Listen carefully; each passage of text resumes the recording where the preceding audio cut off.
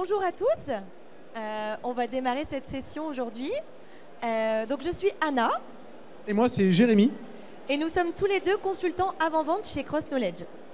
Et aujourd'hui, on va vous parler de comment transformer vos employés en apprenants grâce aux stratégies d'apprentissage autonome. Donc concrètement, aujourd'hui, on va vous présenter deux personas, Mia et Théo, pour vous montrer comment mettre en place une solution learner-centrique. Donc on va voir ce que ça signifie, mais l'objectif est bien de définir une solution très contextualisée aux besoins et aux objectifs de chaque apprenant. On le sait aujourd'hui et je pense que vous êtes assez familière avec les théories de Josh Berzin qui le dit, les tendances de 2024 se trouvent autour des Capabilities Academy. Et donc aujourd'hui, grâce à Théo et Mia, on va apercevoir concrètement qu'est-ce que ça signifie. Donc comment mettre en place une solution learner-centrique et qu'est-ce que ça veut dire? Donc learner-centrique, c'est bien l'idée d'avoir l'apprenant au centre de sa solution avec ses propres objectifs et ses propres besoins en termes d'apprentissage. Donc la mise en place d'une solution learner-centrique passe par 4 points. Le premier point est la personnalisation du contenu. Donc qu'est-ce que ça veut dire?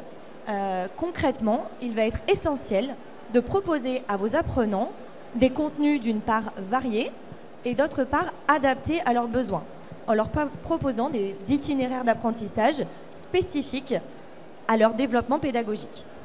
Le deuxième point est l'autonomie de l'apprenant.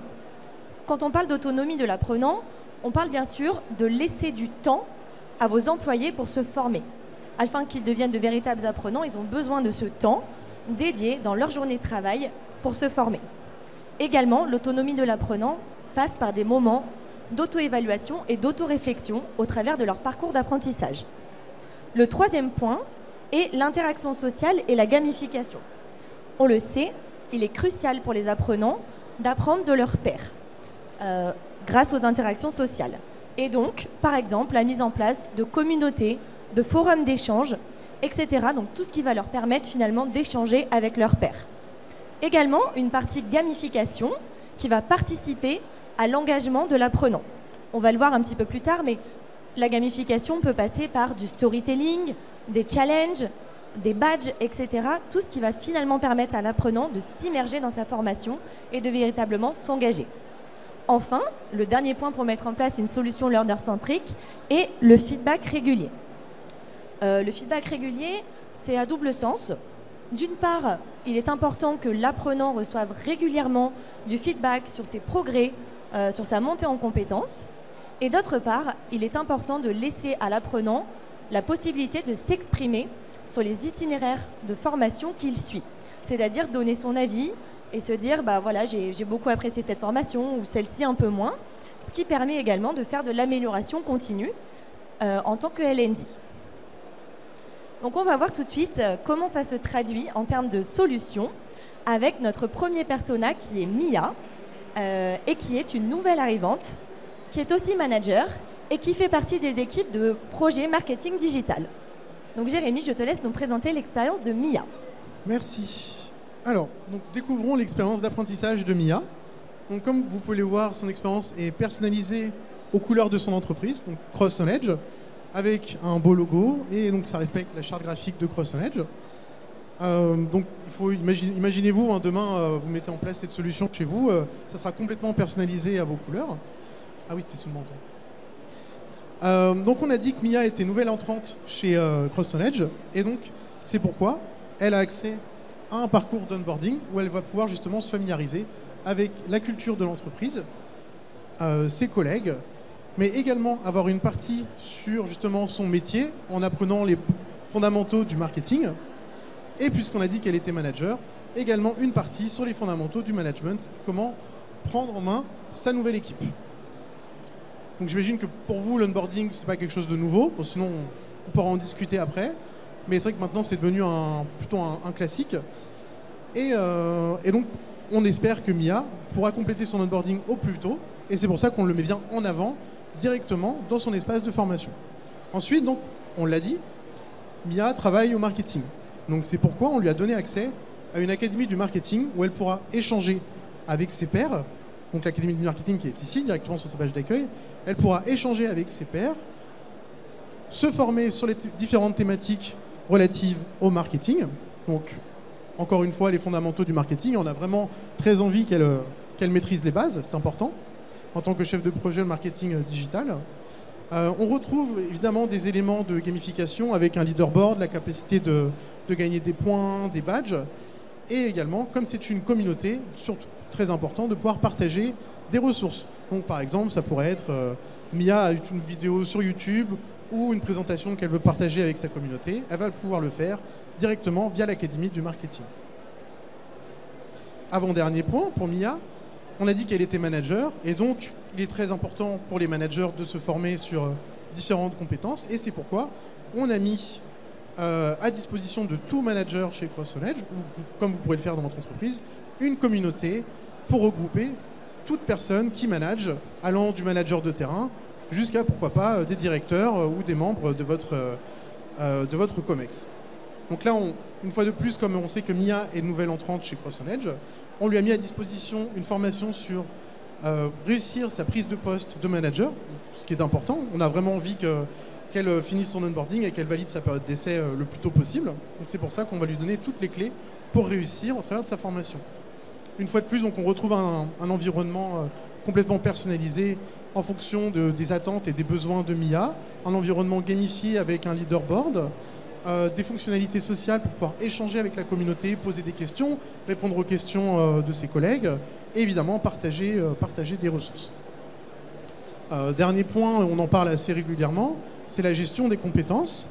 Donc on va pouvoir aussi mettre à disposition de Mia un tableau de bord complètement personnalisé basé sur son métier. Donc là, en fonction évidemment des données qui transiteront depuis votre SIRH, par exemple, on pourra identifier le métier ou le département du collaborateur. Et en fonction de cette donnée, on va pouvoir proposer justement différentes compétences à développer. Donc par exemple, là dans le cas d'une chef de projet en marketing digital, la créativité, la transformation digitale, l'innovation et la réflexion stratégique. Évidemment, ce ne sont que des exemples.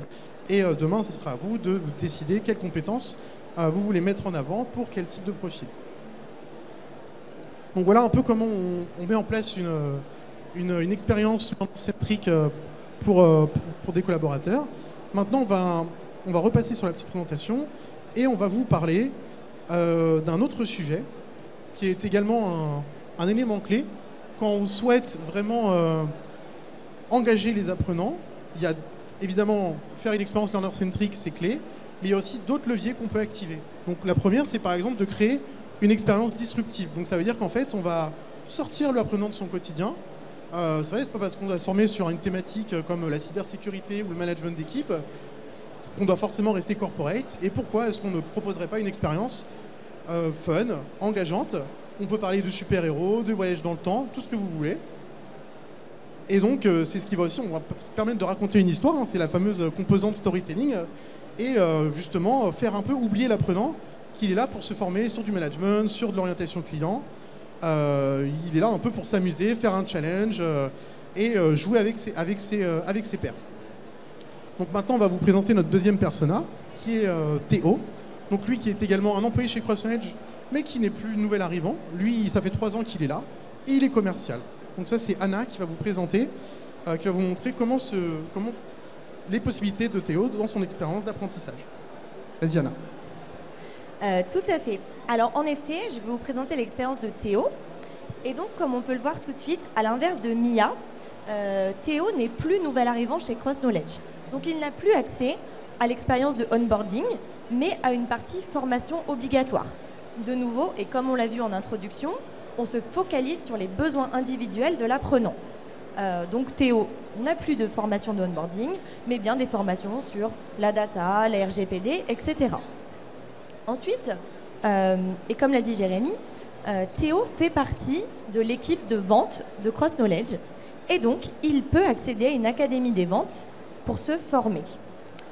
Lorsque Théo rejoint cette académie des ventes, il va découvrir une expérience très gamifiée et très immersive. On le voit ici, donc au fur et à mesure que Théo va découvrir cette académie, il découvre un environnement autour des cow-boys. Donc bien évidemment, ça c'est une petite blague, il faut s'adapter à son audience, bien connaître son audience. Les cow-boys sont pas forcément, tous les sales ne sont pas forcément tous des cow-boys, mais là pour la petite histoire, c'est sympa. Et donc en fonction de votre audience, l'idée est vraiment de personnaliser et de gamifier l'expérience afin qu'elle soit très engageante pour l'apprenant. De la même façon que Mia, dans son académie des ventes, donc Théo retrouve un certain nombre de cours sur lesquels il va pouvoir se former, mais également toute une partie autour de la gamification avec un leaderboard pour constater le nombre de points qu'il a gagnés en réalisant des formations, un forum de discussion pour échanger avec ses pairs, comme on l'a vu en introduction sur la mise en place d'une solution centrée sur l'apprenant, et également la possibilité de nouveau de partager ses connaissances avec sa communauté. Maintenant, Théo vient de recevoir une newsletter de la part de son équipe L&D pour pouvoir se former sur l'orientation client. Et donc Théo découvre cette formation et donc ça tombe bien, on est bientôt au mois de février et donc il découvre une formation autour de l'orientation client avec, comme vous pouvez le voir, toute une thématique autour de la Saint-Valentin. Et donc au fur et à mesure que Théo va découvrir son parcours et va suivre sa formation, il va retrouver tout un environnement avec des petits cœurs, des petits mots d'amour pour charmer ses clients. Parce que oui, c'est pas parce qu'on est un cow-boy qu'on peut pas être charmant. Et donc tout ceci participe bien sûr à l'engagement du collaborateur où finalement, comme le disait Jérémy, c'est pas parce qu'on se forme sur un tel ou tel sujet, ou ça peut être des sujets très techniques comme la RGPD, qu'il faut que l'expérience ne soit pas fun et gamifiée. Donc c'est un petit peu l'idée dans ces formations qui sont voilà, avec tout un environnement comme les cow-boys ou la Saint-Valentin, mais également un certain nombre d'autres formations. Donc cette idée, on l'a développée et même démocratisée. Comme vous pouvez le voir ici, donc, on a développé toute une série de formations, toujours autour des soft skills, avec une thématique par mois, donc on le voit ici sur le mois d'avril, avec les petits poissons d'avril, etc., avec toujours cet objectif de rester centré sur les besoins de l'apprenant, tout en proposant une expérience disruptive et gamifiée, qui passe également au travers du développement de calendriers. Donc récemment, nous avons développé des calendriers de l'Avent ou d'Halloween, avec un très fort storytelling, où l'apprenant est invité à, chaque jour, ouvrir une case et se former tout en s'amusant. J'ajouterais juste que ces formations sont bien sûr créées avec des contenus qu'on a développés avec des professeurs émérites. Donc c'est pas que du fun, même si c'est beaucoup de fun. On crée aussi ces formations avec des experts. Et donc à chaque fois, on va chercher la crème de la crème des auteurs pour pouvoir justement créer ces contenus et les offrir à nos clients ou les vendre. Merci. On espère que vous avez passé un bon moment. Si jamais vous avez des questions, c'est le moment. On se fera un plaisir de vous répondre. Est-ce qu'il y a des questions ?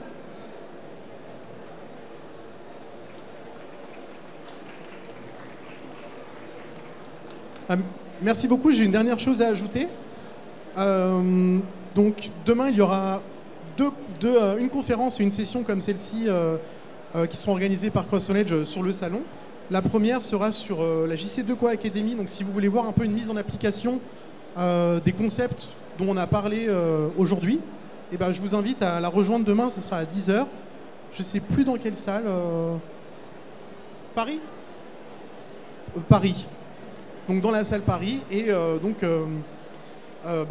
pourrez voir la mise en application justement de tous ces concepts qu'on a vus aujourd'hui. Donc aujourd'hui, c'était un peu un petit teasing pour vous donner envie de nous rejoindre demain. Et il y aura également une session à 14h30 sur comment améliorer l'efficacité des managers et des équipes grâce au social learning. Voilà. N'hésitez pas à nous rejoindre sur notre stand. Nous avons des smoothies. Et bonne fin d'après-midi à tous. Merci à tous.